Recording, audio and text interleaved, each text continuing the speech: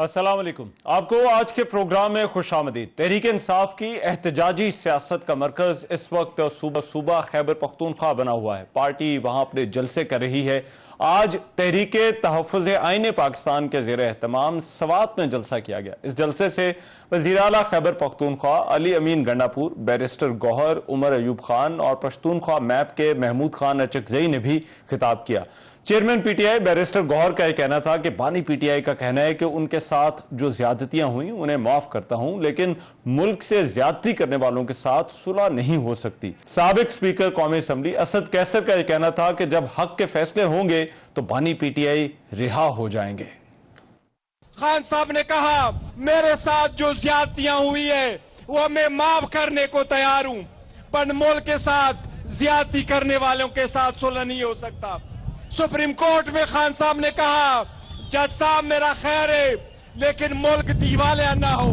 आप लोगों का लीडर जेल में है, इंशाअल्लाह ताला वो दिन दूर नहीं जो आपके सहारे के साथ इंशाअल्लाह बहुत जल्द खान साहब बाहर आएंगे। जब मेरिट पे सारे केसेस चलेंगे तो इमरान खान इंशाअल्लाह जल्द रिहा होगा इंशाअल्लाह ताला।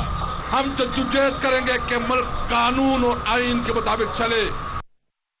वज़ीर आला खैबर पख्तूनख्वा अली अमीन गंडापुर का यह कहना था कि हम खामोश और इंतजार में हैं कि बानी पीटीआई हमें निकलने का कहें। हम अपना हक लेना और इसे छीनना अच्छी तरह जानते हैं। सूबे के वज़ीर आला और गवर्नर के माबैन लफ्जी गोलाबारी अभी भी जारी है। आज गवर्नर खैबर पख्तूनख्वा फैसल करीम कुंडी ने भी वज़ीर आला खैबर पख्तूनख्वा पर तनकीद करते हुए कहा कि उन्हें मुनाजरे का चैलेंज करता हूं, जिस मसले पर वो बैठना चाहें आए बैठें। वज़ीर आला की मजबूरियां हैं, मुझे पता है, उन्हें नौकरी पक्की करनी है। बातें करते हैं उनकी मजबूरी है और मुझे उनकी मजबूरी का एहसास है, क्योंकि नौकरी पक्की करने के लिए उनको ये बातें करनी पड़ेंगी। मौज़ूबाना तरीके से मैं आपके इस मीडिया पे उनको चैलेंज करता हूं कि किसी भी जो भी चैनल उनको पसंद है पाकिस्तान में, जो भी उनकी पार्टी का चैनल है, जो भी उनको पसंद है, उस चैनल पे मेरे साथ आएँ, मनाजरा करें। मजमून ये खुद चुने कौन से मजमून पे उसने जो है मेरे साथ खैबर ख्वाह पे मनाजरा करना है। मैं चैलेंज करता हूँ और मुझे पूरा यकीन है कि जैसे वो हाईवे पे दौड़ रहे थे, मनाजरे से भी दौड़ेंगे। तहरीक इंसाफ दीगर अपोजिशन जमातों को भी इकट्ठा कर रही है। सूबे की सियासत में एक बड़ा चैलेंज जमीयत उलमा इस्लाम फजलुर रहमान को साथ लेकर चलना होगा। एक्सप्रेस न्यूज के मुताबिक बानी चेयरमैन पीटीआई ने मौलाना फजलुर रहमान से मिलकर मामलात तय करने के लिए एक 3 रुकनी कमेटी तश्कील देने का कहा है, जिसके सरबराह असद कैसर होंगे। फजलुर रहमान और असद कैसर की मुलाकात अगले हफ्ते तय पा गई है। सूबे की सियासत पर यह मामलात किस तरह से असरअंदाज होंगे, तहरीक इंसाफ की जो एहतजाजी सियासत है वो क्या रुख इख्तियार करेगी, इस पर बात करने के लिए प्रोग्राम मुझे इस वक्त ज्वाइन कर रहे हैं शौकत यूसुफजई साहब, सीनियर रहनुमा है पाकिस्तान तहरीक इंसाफ के। उनसे इस हवाले से बात करते हैं। शौकत यूसुफजई साहब बहुत शुक्रिया। मैं सूबे में जो सियासत है और जलसे पर बाद में बात करूंगा, लेकिन पहले ये गवर्नर का मामला ये तलखी इस कदर क्यों बढ़ गई है कि एक प्रेस कॉन्फ्रेंस हम वजीर आला की तरफ से देखते हैं, जलसे का खिताब देखते हैं, फिर गवर्नर बात करते हैं और अल्फाज भी एक दूसरे के खिलाफ बहुत सख्त इस्तेमाल किए जा रहे हैं, ऐसा क्यों है?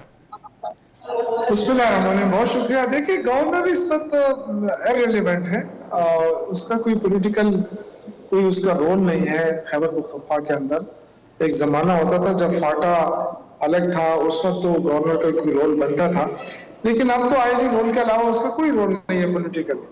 अब चूंकि ये एक सियासत में रहे हैं और उनका शौक है बयान देना, और ये चाहता भी है कि शायद अली अमीन गंडापुर साहब के साथ अगर मैं इस तरह थोड़ा बहुत तलखी करूंगा तो मैं इन रहूंगा और यानी कि ज़ीनत बने रहेगी, खबरों में रहूंगा। तो ये बड़े अफसोस की बात है कि आईनी ओहदा रखने वाला शख्स जो है वो सियासत में अपने आप को जा रहा है और इस तरह गैर जिम्मेदाराना बयानात भी दे रहा है और गैर जिम्मेदाराना काम भी कर रहे हैं। तो उसकी वजह से सूबा ऑलरेडी पहले से बहुत मुश्किल में है। हम चाहते हैं कि एक अच्छा माहौल पैदा होता, गवर्नर आते अच्छे माहौल, इससे पहले भी गवर्नर रहे हैं। ये अगर ये कहा जाए कि चूंकि मुखालिफ पार्टी का गवर्नर है, तो इससे पहले गुलाम अली साहब भी थे, उन्होंने बड़े अच्छे अंदाज में अपना वक्त पूरा किया। इनको बयान देने और एंड देने का बड़ा शौक है और मुझे नहीं लगता है कि ये गवर्नरी के लिए फिट है। अच्छा, लेकिन ये जो अब जलसों का आगाज हो गया है, इस वक्त खैबर पख्तूनख्वा में जलसे हो रहे हैं, तो ऐसा तो नहीं कि इस एहतजाजी सियासत की वजह से जो सूबे की गवर्नेंस है, जो लोगों के मामलात हैं, सूबे के मामलात चलाने हैं, उस पर से तवज्जो हट जाए?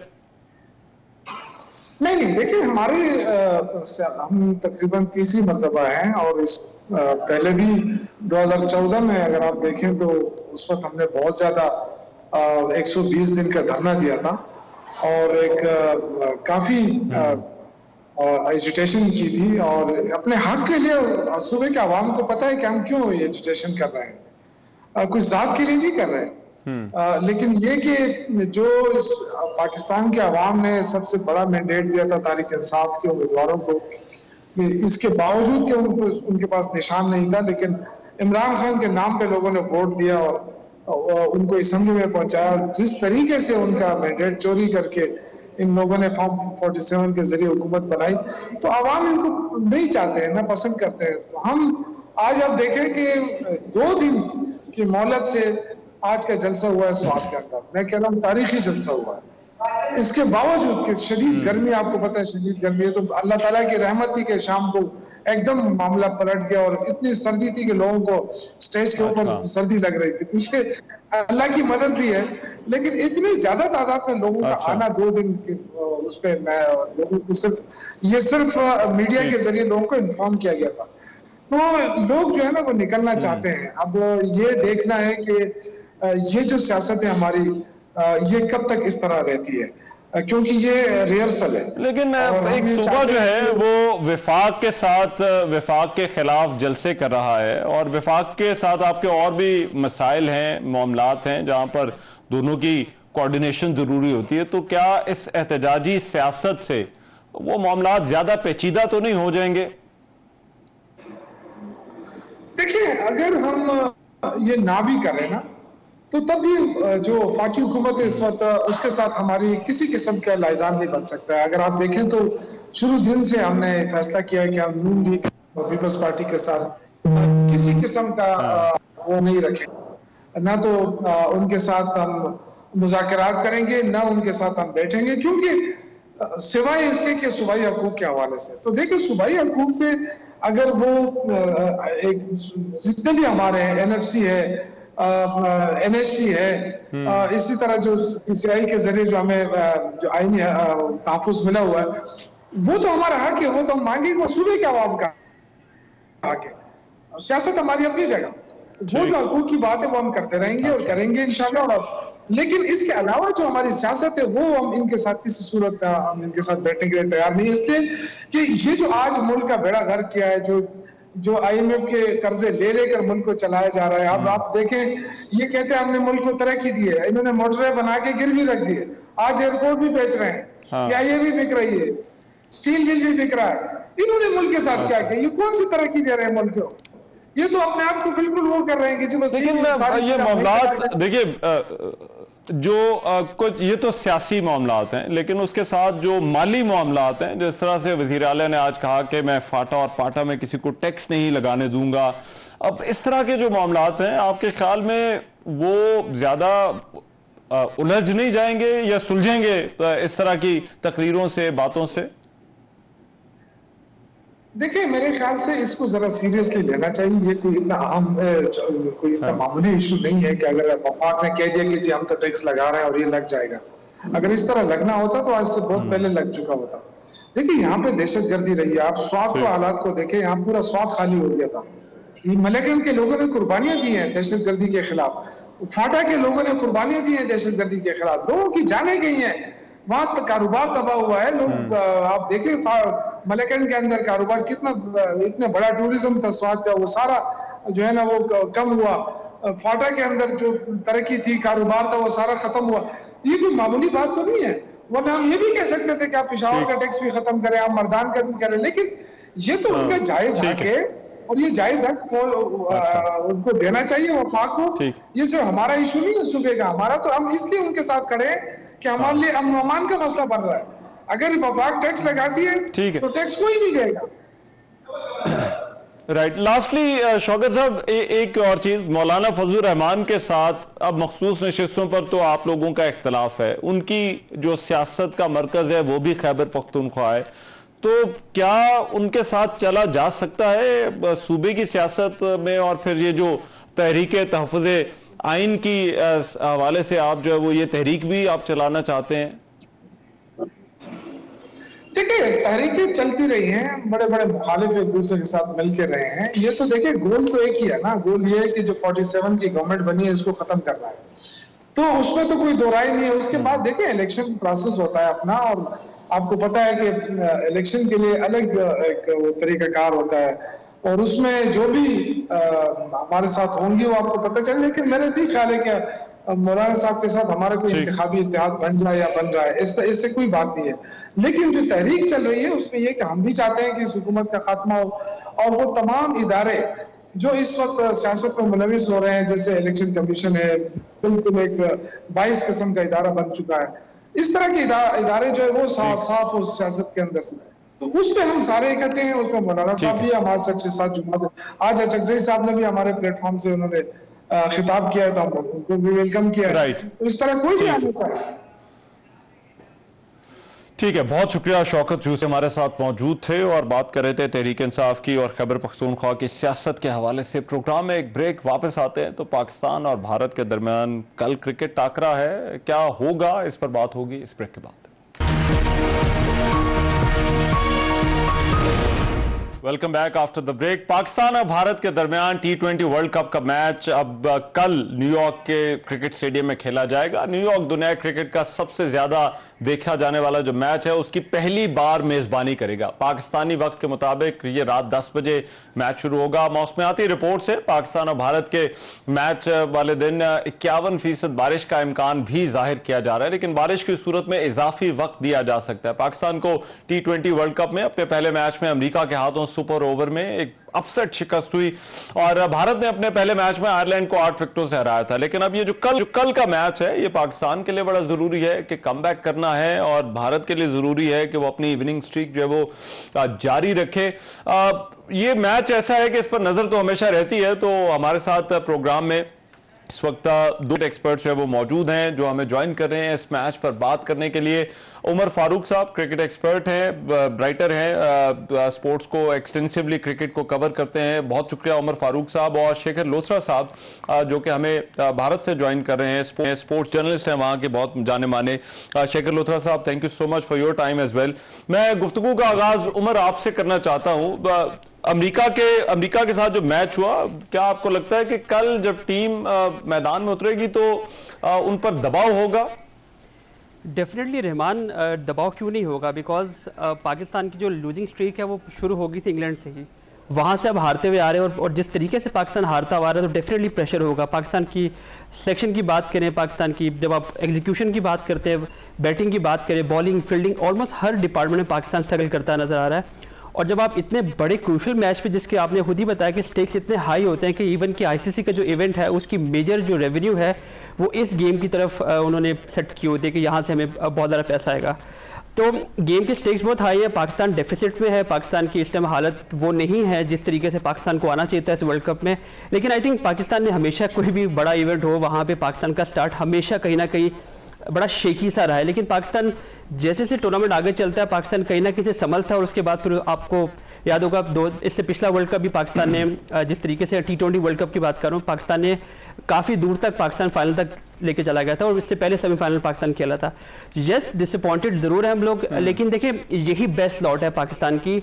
कहीं ना कहीं प्रॉब्लम ज़रूर है, लेकिन आई एम श्योर एक चैलेंजिंग टास्क होगा मैनेजमेंट के लिए वापस टीम को उठाना, और इसीलिए तो उनको ज़ाहिर रखा हुआ है वो टीम का स्पिरिट को हाई करना, टीम के मोराल को हाई करना। ऐसी डिफीट जो है बेसिकली वाकई आपको रॉक बॉटम हिट करती हैं, और आई एम श्योर हिट किया भी होगा, और पूरी की पूरी कौम जो है वो डिसअपॉइंटेड है। और इतने बड़े मेजर मैच से पहले जब आप इतना बड़ा सेटबैक लेते हो तो आई थिंक ये इसका एक्सक्यूज तो कोई नहीं, लेकिन डेफिनेटली पाकिस्तान ज़्यादा प्रेशर में होगा। डेफिनेटली इंडिया भी, इंडिया की साइड हम सुनेंगे। ठीक है, तो आपको लगता है टीम पर थोड़ा सा प्रेशर जो है वो होगा। लेकिन शिखर, पाकिस्तान भारत के जो क्रिकेट डायनामिक्स हैं उसको देखते हुए पाकिस्तान की जो करंट फॉर्म है वो अच्छी नजर नहीं आ रही। एक बड़ी शिकस्त हुई, अपसेट डिफीट थी, भारतीय क्रिकेट टीम इसको किस तरह से देख रही होगी कल के मैच के तनाजुर में? देखिए, भारतीय टीम आईपीएल खेल करके आ रही है। आप लोग जरूर इंग्लैंड में खेले और जितना भी खेले या जैसी भी फॉर्म दिखाई, हार जीत अलग बात है, लेकिन इंडिया करीब करीब 2 महीने आईपीएल खेल करके बिल्कुल तरोताजा होकर के आई है। तरोताजा इन द सेंस खूब पैसा, उनके बैंक अकाउंट्स काफी ज्यादा स्वेल कर गए हुए हैं। तो उन पर अगर आप कहें कि प्रेशर नहीं होगा, ये तो गलत है, क्योंकि इंडिया पाकिस्तान प्रेशर का ही गेम है। जिस भी प्लेयर से बात करो कहते हैं रात को नींद नहीं आती, लेकिन प्रेशर कम होगा इन द सेंस पाकिस्तान जिस तरह से हारा है। जो एक अच्छी चीज मुझे लगी, बाबर आजम खुद आपके कप्तान अच्छी फॉर्म में लगे, लेकिन बाबर कभी भी इंडिया के अगेंस्ट अगर आप रिसेंट टाइम्स में कभी भी आईसीसी चैंपियनशिप में देखें, रन नहीं करते। अगर वो रन करेंगे तो एक अलग मंजर होगा, अगर वो रन नहीं करेंगे तो मुझे तो आपकी टीम में बहुत सी प्रॉब्लम्स नजर आ रही है। हमारी टीम नई जरूर है, कुछ एक शिवम दुबे जैसे नए प्लेयर हैं, कुछ एक नए प्लेयर थोड़ा सा हमारी टीम में भी आए हैं, थोड़ा ऑलराउंडर्स का इशू चला हुआ है कि हार्दिक पांड्या की जगह भी सेट होगी या नहीं होगी। लेकिन आपकी टीम में वो विकेट कीपर कौन है मुझे नहीं समझ आता। मुझे जितना क्रिकेट मैं खेला हूं या समझा हूं, उनकी फिटनेस पे भी आपको क्वेश्चन मार्क दिखता है। और जैसे भी मेरे दोस्त पहले कह रहे थे कि ये बेस्ट टीम है, अगर ये बेस्ट टीम है तो then this is a problem for Pakistan cricket, क्योंकि पाकिस्तान क्रिकेट कभी भी ऐसा नहीं मुझे दिखा। मोहम्मद आमिर से हमारे प्लेयर्स डरते हैं। अगर मोहम्मद आमिर आज के छोड़िए जो लास्ट ओवर किया था, लेकिन मोहम्मद आमिर एक ऐसे प्लेयर है जो अकेले से मैच बदलते हैं। शाहीन अफरीदी ऐसे प्लेयर है जिससे हम डरते हैं, उनकी स्ट्रिंग को हम ठीक नहीं खेलते, लेकिन ये बेस्ट 11 आपकी नहीं हो सकती और मुझे थोड़ा सा डाउट है आपकी 11 पर। अच्छा, मैं इसमें थोड़ा ऐड करना चाहूंगा। लेकिन इसमें 2 चीजें जो आपकी क्रिकेट पर बड़ी नजर है, 2 चीजों के हवाले से बात हो रही है। And first I want your opinion, और फिर मैं उमर से पूछता हूं। एक तो पिच के हवाले से कुछ क्रिटिसिज्म है जो वहां पर हमें देखने में आ रही है। आईसीसी कहता है हम पिच को फिक्स कर रहे हैं। दूसरा, कंडीशंस का क्या रोल आपको नजर आता है? क्या वो किसी एक साइड को फेवर कर सकती हैं कल? देखिए, पिचेज एक कंसर्न है। पिचेज में खासकर देखिए, अगर आप जब अनइवन रहती है और खासकर ये ड्रॉप इन पिचेस है, इस पिच के बारे में मैं पढ़ रहा था, एडिलेड से बन करके आई है। एडिलेड की कंडीशंस, वहां की जो कंडीशंस है आपने देखा है, हमने देखा है, वो एक बिल्कुल एक डिफरेंट तरह की कंडीशंस है। ये ड्रॉप इन पिचेस आपको तंग करती है। अब इसको कैसे फिक्स कर रहे हैं, देखिए आईसीसी कई तरह से फिक्स करता है, तो ये फिक्स जो वर्ड है यही बहुत खतरनाक है। और आईसीसी को चलाते भी आजकल हम बीसीसीआई चलाती है, आईसीसी मत बोलिए, उसको बोलिए BCCI extension in world cricket. तो वो कैसे फिक्स कर रहे हैं मुझे नहीं समझ आ रहा, लेकिन देखिए पिचेस मेल नहीं खा पा रही, और जब बॉल बैठती है वो ज्यादा तंग करती है। थोड़ी उछल के विकेट के ऊपर से चली जाए, तंग करे, वो चलता है, लेकिन जो बैठ रही है बॉल, वो उस पे एलबीडब्ल्यूज भी और उस पे जो प्लेयर्स का कॉन्फिडेंस है वो बहुत ज्यादा शेक कर रहा है। मैं बताता हूँ कैसे फिक्स किया जाता है। ये ड्रॉप इन जो पिचेस हैं, ये ड्रॉप इन पिचेस क्या वाकई अच्छा बेसिकली जो वहाँ से मैंने आईसीसी से भी चेक किया और जो वहाँ लोकली वहाँ मौजूद हैं लोगों से मैंने बात करी, तो बेसिकली जो फिक्स करने की बात की जा रही है, लार्जली इस ड्रॉप इन पिच पे शेव किया जा रहा है। उसकी जो डीप कटिंग है, ग्रास जो है उसको कटिंग किया, उसकी कटिंग काफ़ी खासी उसकी कटिंग कर दी गई है और उसको रोल किया जा रहा है बार बार, ताकि उसको स्लो किया जाए। द मेजर कंसर्न सो फार कि जो भी टीम सिवाय श्रीलंका के जिसने बेवकूफ़ी में आके पहले बैटिंग कर ली उस पिच के ऊपर, अदरवाइज तमाम टीम इवन कि आज भी टॉस जीत के टीम फील्डिंग पहले करती है, बॉलिंग पहले कर रही है। बट इंडिया पाकिस्तान गेम में आप बेशक वहाँ पे तकरीबन 4 चौथा मैच उस पिच के ऊपर, उस ग्राउंड के ऊपर हो रहा है और 5वां मैच भी होने वाला है। अब तक हम सबको समझ आ जाने चाहिए कि पिच कैसे बिहेव कर रही है, लेकिन जो इन्होंने बात की अभी अनप्रिडिक्टेबल है। लेकिन कल की पिच के बारे में जितनी चर्चा हो चुकी है, आईसीसी ने बोला, आईसीसी ने प्रेस रिलीज छोटा सा नोट एक जारी किया कि हम इस पे काम कर रहे हैं ताकि बॉल और बैट में एक बैलेंस जो है वो बरकरार रखा जाए। देखिए, इसको एक ही तरीके से किया जाता है कि बार बार उसको रोल किया जाए, पानी कम लगाया जाए, थोड़ा उसको ड्राई किया जाए, लेकिन बात वो ये कि आज वहाँ मैच हो रहा है, कितना उस पर काम कर लेंगे। और कल सुबह दोबारा कंडीशंस के हवाले से, क्योंकि बाबर ने उमर बाबर ने पिछले मैच से कहा, पहले का बात कहा कि हम कंडीशंस को सही तौर पर रीड नहीं कर पाए। कंडीशंस का कल क्या रोल हो सकता है, कंसिडरिंग कि न्यूयॉर्क के अंदर मैच हो रहा है और वहां पर जो क्राउड है वो भी हमें एक मिक्स क्राउड जो है वो देखने को मिल सकता है। इंडियन बहुत हैं, पाकिस्तानी बहुत हैं। देखिए रहमान, पिच को तो रोहित शर्मा भी रीड नहीं कर पाए, तो उन्होंने भी ये बात बोली थी बार बार कि ये एडिलेड से पिच लाई गई है, ड्रॉप इन पिच है, इसके बारे में कोई अखज़ नहीं कर सकता कि ये पिच कैसे रिएक्ट करेगी, ये कैसे बिहेव करेगी। और इन्हीं चौथे मैच में भी अभी जो मैच चल रहा है इसमें भी हमने देखा होगा बॉल कैसे बाउंस कर रहा है, बॉल कैसे स्किट कर रहा है। तो ये वो चीज़ है जो ना पाकिस्तानियों को समझ आएगी ना इंडियंस को समझ आ रही है। रोहित शर्मा ने ऑन रिकॉर्ड ये बात बोली है। तो आई थिंक कल की गेम के बारे में एक अजीब से एक कन्फ्यूजन होगी सबको, क्योंकि इस पिच की बेस के ऊपर बिकॉज आईसीसी उस पर रोल भी कर रही है, उसको डीप कट भी कर रही है, उसको शेव भी कर रही है ताकि घास को बिल्कुल उड़ाया जाने की कोशिश की जाए ताकि पूरा मैच हो। बिकॉज जैसे मैंने पहले बताया ना कि ये एक बड़ा हाई स्टेक गेम है, इसमें फैंस इन्वॉल्व है, ब्रॉडकास्टर इन्वॉल्व है, इसमें पाकिस्तान इंडिया इन्वॉल्व है। और पाकिस्तान इंडिया किस तरीके से इन्वॉल्व होता है ये आप पॉलिटिकली आप समझते हैं कितना इंपॉर्टेंट इस पे कितने हाई स्टेक्स होते हैं। तो यहाँ पे जरा 1 मिनट मुझे दें शेखर, इसका मतलब ये हुआ कि कल टॉस की इंपॉर्टेंस होगी इस मैच के अंदर, क्योंकि T20 में कहा जाता है कि मार्जिन बहुत कम होता है, 2-4 ओवर का मार्जिन होता है और ये टिल्ट किसी भी तरफ चला जाए तो पूरा मैच उस तरफ जो है वो जा सकता है। देखिए माफ कीजिए, मैं थोड़ा सा अलग सोच रहा हूं। अगर यही बात हम एक दिन बाद कर रहे होते मैच के बाद, इंडिया पाकिस्तान पिच ने ऐसा किया वैसा किया, तो मैं मान सकता था। लेकिन ये आप यूएसए के अगेंस्ट आप बोल रहे हैं, आयरलैंड के लिए कह रहे हैं, आयरलैंड फिर भी कुछ प्रोफेशनल प्लेयर्स है। इस यूएसए टीम के अगेंस्ट आप कह रहे हैं मैं पिच को पढ़ नहीं पाया, तो शर्म आनी चाहिए।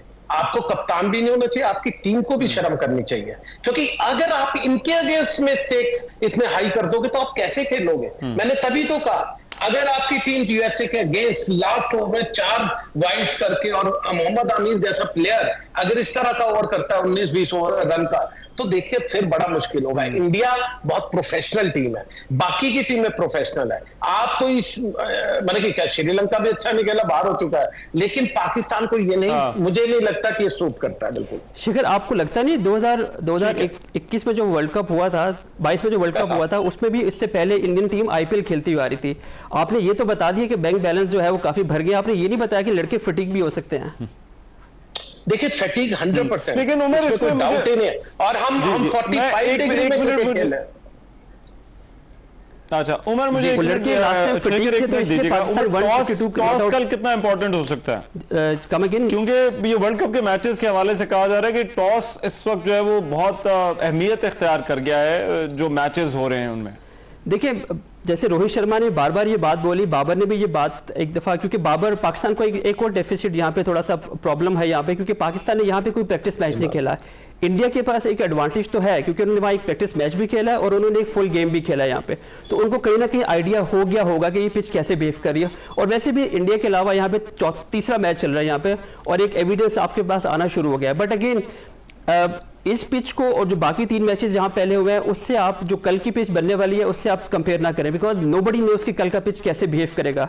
देखिए हर टीम की कोशिश, आईसीसी की कोशिश होगी कि ये गेम पूरा हो, जितना बड़ा इसका स्टेक है कोई आईसीसी नहीं चाहेगा कि यहाँ पे जो वो 1 साइडेड गेम हो जाए, मैच फिनिश हो जाए।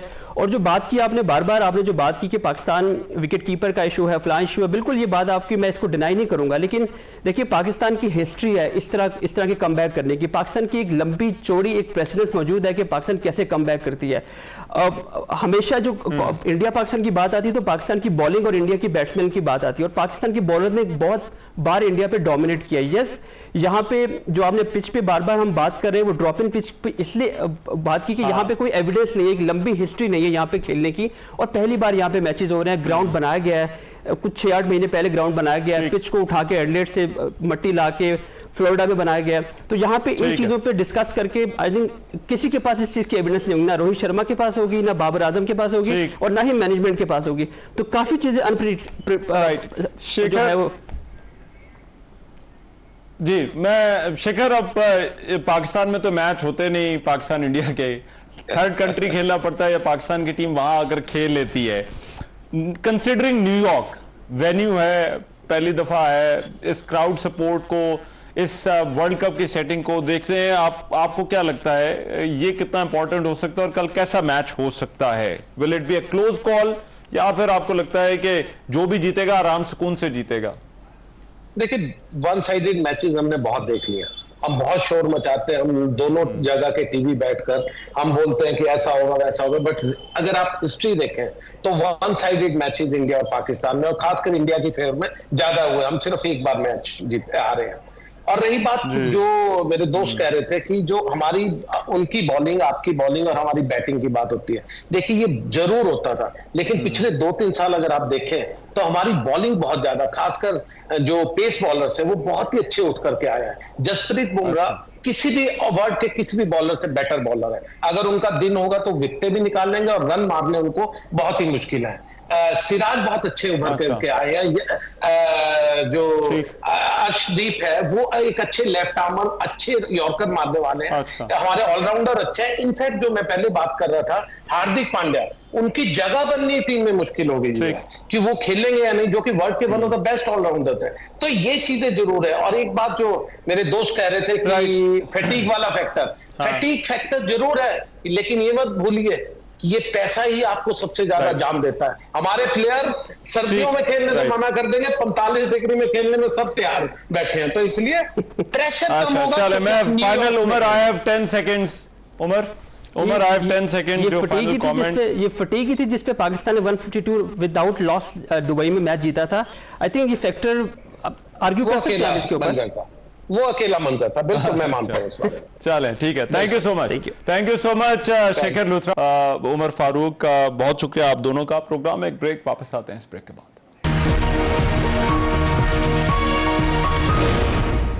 Welcome back. कायम मकाम गवर्नर मलिक अहमद खान ने हत्या के इज्जत बिल 2024 जो कि एक मुतनाज़ बिल समझा जा रहा था, उस पर दस्तखत गवर्नर पंजाब सरदार सलीम हैदर के बैरून मुल्क जाने के बाद कायम मकाम गवर्नर और स्पीकर पंजाब असम्बली ने सूबाई असम्बली से मंजूर होने वाले इस बिल पर गुज़िश्ता रोज दस्तखत किए, जिसके बाद अब ये बाकायदा कानून बन गया है और गजट नोटिफिकेशन के बाद नाफिजुल अमल होगा।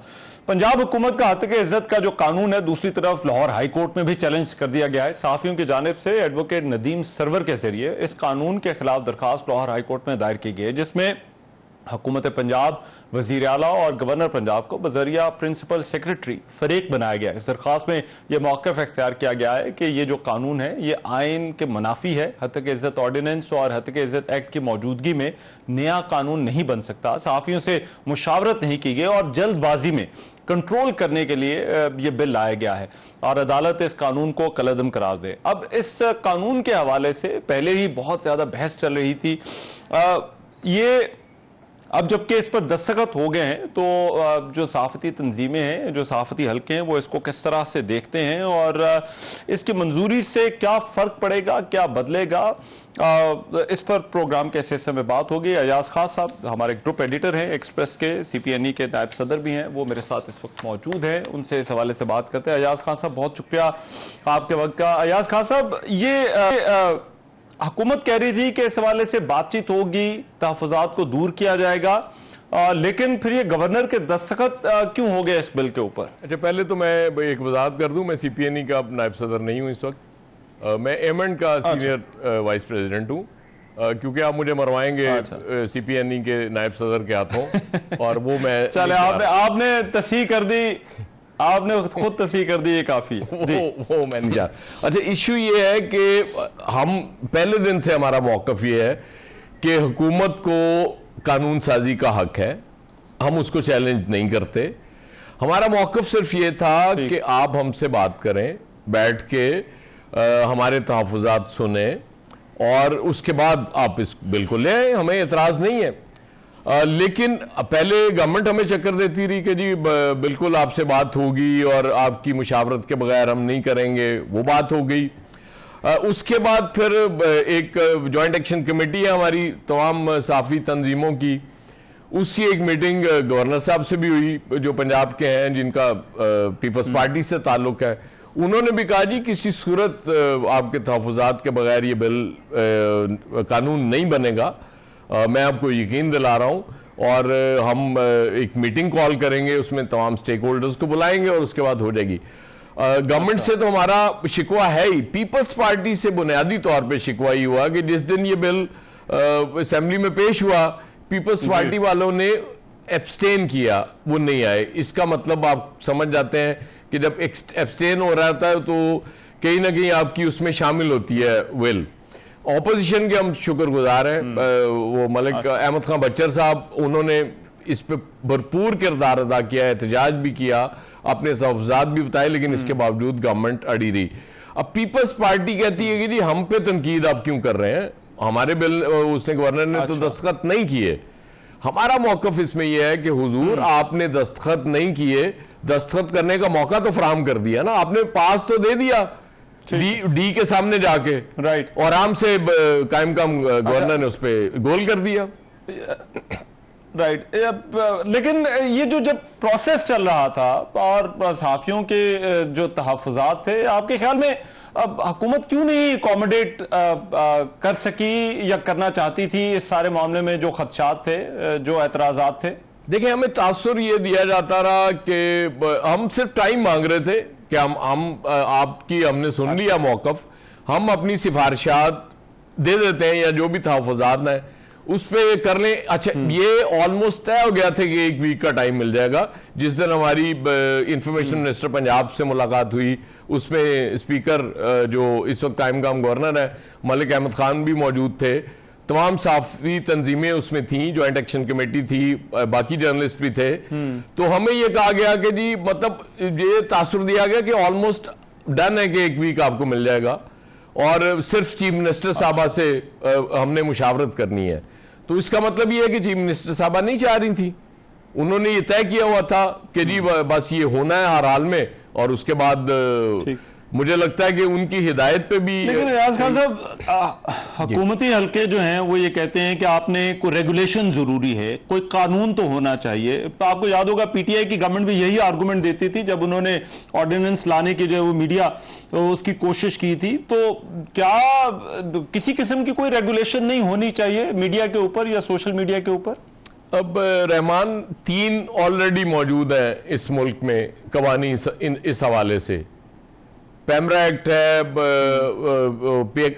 पैका या पीका ऑर्डिनेंस मौजूद है, उससे पहले 499 है इसकी, वो जो इसकी आर्टिकल 19 की वो शेक है, ये मौजूद है। हमारा सिर्फ मौकफ ये होता है कि हुजूर जो ऑलरेडी कवानीन मौजूद है उन पे अमल दरामद कराइए।